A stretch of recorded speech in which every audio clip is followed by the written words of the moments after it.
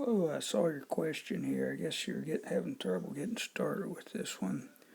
For the following information, determine where the normal distribution can be used. And I guess that's what this first part is, where P is the population proportion.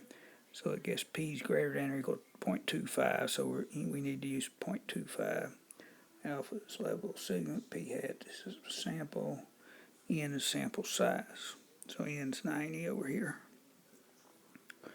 And P, we're going to use 0.25. Q is the complement of P, 1 minus P, so it's 0.75.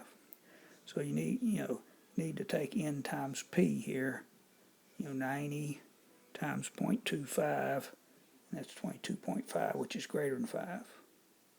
Then you need to look at N times Q, and that's 90 times 0.75, which is 67.5, which is greater than 5. So if these two conditions are met, then we can use the normal distribution. If you look on page 388, they have an 8-step guideline, a real nice 8-step guideline. This is step 1 of the guideline. You might want to check out that page. Hope this helps.